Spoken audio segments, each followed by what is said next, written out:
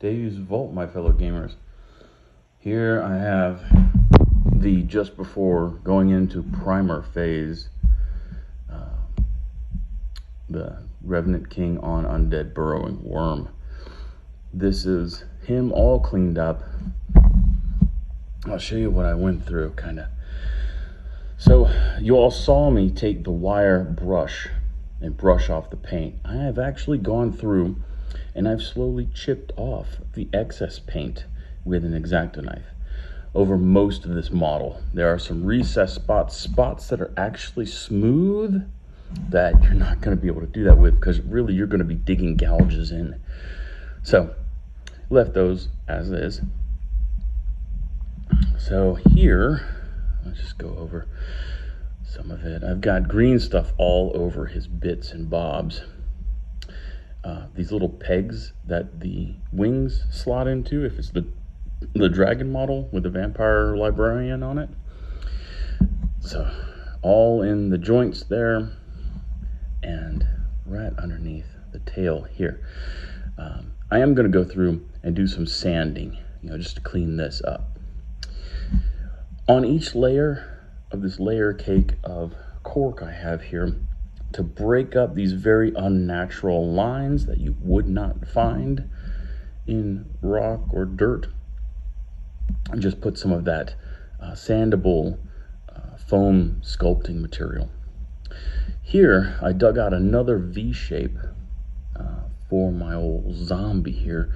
In the dragon, if you remember, I cut out a V shape here and stuck a skeleton popping out of the ground. Here I just went for a zombie reaching. He's also kind of to where you can butt up to the model here, and he shouldn't be involving himself with any cavalry or anything like that. It should line up pretty good, I hope. If there's any problems, then we'll get to that. But I've done what I could for most rank and file units to make this butt up nice and even. So stuck him in there, and then what I did is I put some ballast and scattered that all around him as if he is coming up out of the dirt. And actually it's kind of nice because I put glue on his side too, so that the dirt's clinging to him like he's actually coming out. It'll be nice when it's all painted up. The top is fairly smooth, so I won't have to do anything but paint that green and put flock down on it. The primer on this guy was especially thick over all these scales on the back. It just sunk into the recesses, and wherever there was a scratch, it sunk in there. It was terrible. But yeah, around here. So I've cleaned up all these lines. Shouldn't be able to tell that they're there. And then I showcased the paperclip I used with this, and from a distance you can't tell anything. When it's all primed up, it'll look completely natural. Now his sword.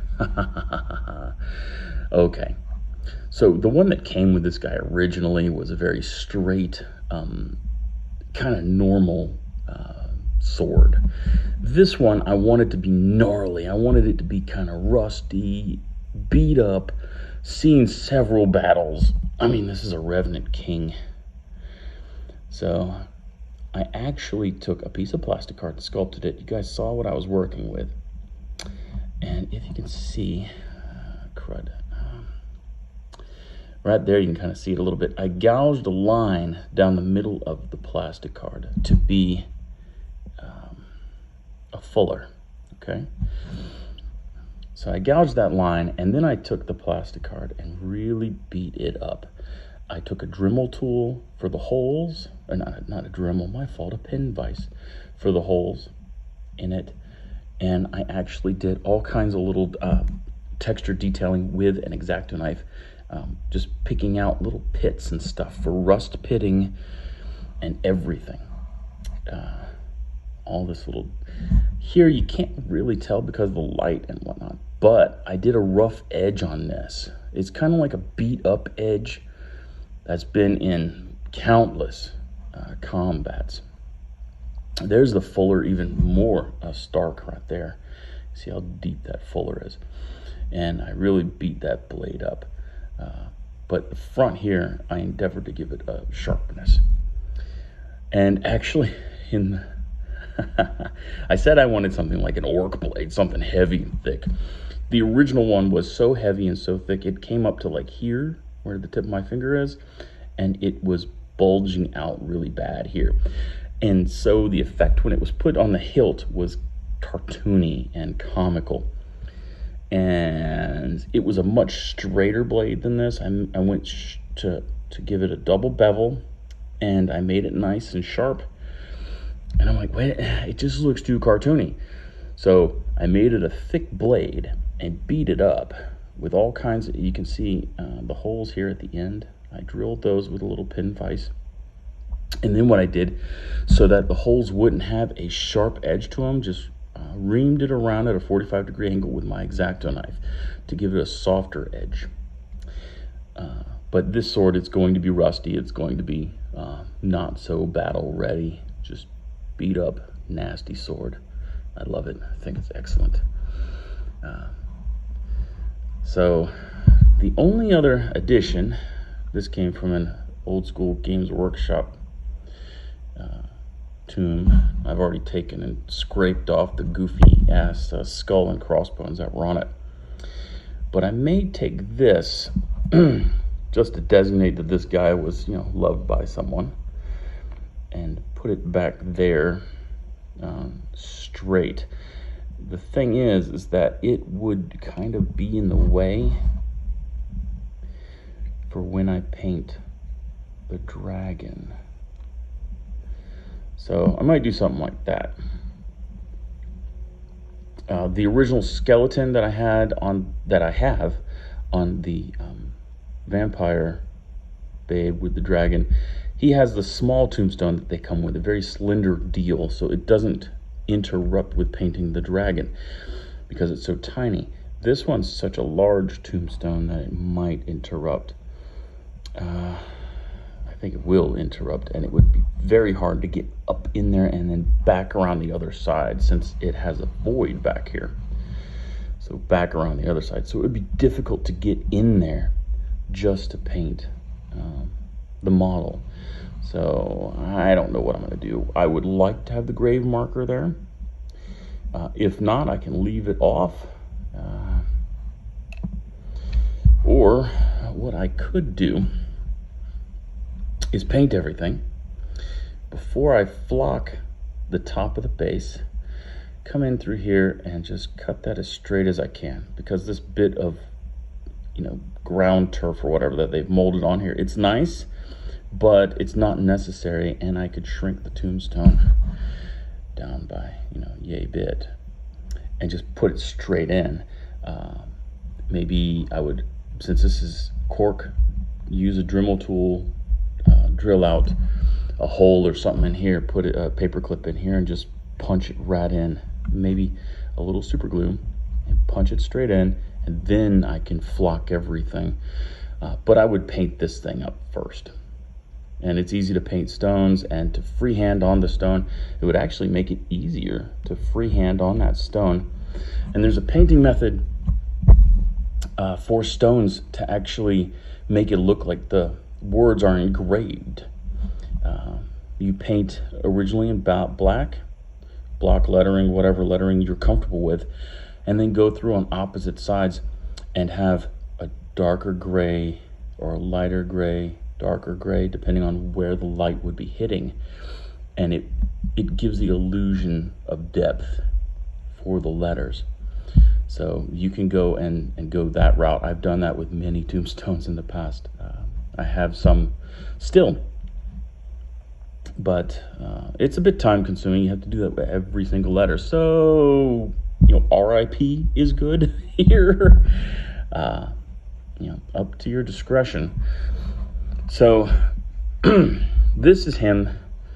I'm gonna let the green stuff dry a little bit, see what sinks down. Like I said, you can still see the seam there between the tail joints. So that's gonna get sanded down. And then here, actually, right in that neck crease is a giant gap. And I'm expecting there to be a giant hole once this fully cures. So once that happens, I'll keep filling it in. Actually, a good filler, to be very honest, is super glue. And it's kind of glopping it in, but it's controlled glopping. You don't glop it all over the detail of these scales and stuff. You glop it in that hole, and you do it controlled. You have to have a fine nozzle on it, whatnot. You don't just, that's just a terrible deal. After spending all this time to clean it and give it new bits and stuff, that would be a terrible deal. So just, pour in some super glue in there, which I probably should have done at first, but it's okay. I try to do things properly first, but then if I got to break out the big guns, I got to break out the big guns. Just like I did the wire brush, which I don't suggest anyone do. I was just mad at the model, I guess. Did I do underneath the chin? I did do underneath the chin, because I am that man. Okay, awesome. It's going to be great to see this guy primed up. And what I'll do is I'll do black on him, just like I did with the dragon. It's going to make everything nicer. I don't know. I could do gray and do a different color body, because the dragon I do want to be a black body. And I'll do a highlighting technique I've done on several models in the past, which is pretty nice. It makes it look like a true black, instead of you highlighting everything in gray and then the dragon looks gray with black shadows. Not the other way around, where it's black with gray highlights. Gray is absolutely not what you want to do unless you want a very garish, in your face highlighting job. You just don't want that. If you want stuff to look real, then gray is not what you reach for when you go to highlight. You're going to go with like a darker brown or a green, anything that still holds that darkness in it. You're not going to want stuff mixed with white, like a gray. You're not going to want that, man. Just don't do it. Not even like a dark gray. Just back away from that. Some things like a soot you can get away with. You can get away with that. But that's a different gray of a different matter. I do that with pigments, actually. And it was a cheat that I did with my Kimvar models. I don't know if I've actually shown, I might have shown them on this this channel, but it's for a game called Mercs. But yeah, I'm happy with it. I think it has a lot of flavor to it. I did not hide skulls inside here. I don't think many people will notice that. I mean, it's a nice thing for me to do, but I've done a lot of crap to this model. I kind of just want to be done. It's like you spend hours and hours refurbishing a model or reincarnating it, and you kind of just want to be done with it. So yeah, I did the sword up. I fixed his bits. I fixed the model, gave it a cool base, and now I just want to prime it and put it in the case until it is airbrush weather. Oh yeah. These are going to be very tedious with all these little bone bits to pick out. But what you can do is just nail that the airbrushing, nail the main body, get those deep colors in, and any variations that you want in first. And then you go through and pick. Just take your time and pick it out. These bigger showcase models, they're meant to be kind of like ooh-ah pieces. And you do want to spend time painting it, but you can do some cheats on it as well, especially with the undead. You can cheat your pants off with the undead. I am probably still going to do black, because what I want to do is make this stone, I think. Go ahead and go with stone with this. But anyway, that's for me to think about later. I hope you guys enjoyed this. This was a long, drawn-out process, especially all the scraping of paint. It was satisfying to do, but sometimes after a few hours it got old, and I was hunting down everything. I mean, look at all the little crevices and cracks you have to do. You got to pick through all that, man, and it's no bueno, no fun. So, yeah. But anyway, a good interesting ride here, and I'm excited to see it painted. Actually, to see it get so hashed, broken sword, broken staff. You know, the model wasn't cleaned properly. It had orange peel. It will be good to see this thing looking right sexy, which is what it will look like. You know, the base is awesome, so make it look hot sauce. All right, guys, you take it easy. Enjoy the fall weather, the build up to Halloween, which is going to be awesome. I'm going to traditionally paint some Halloween models up, give it some of the magic of the holiday in the model itself. And I always do undead models. So when I gave the remnants of my undead army to my buddy, a lot of those models went to him, and that kind of hurt, really. I had a Banshee from way back when. All kinds of models went to him. Yeah, he was a good friend. I don't talk to him anymore. I don't know where he is now in life or anything. So that's just how it is, I suppose, life.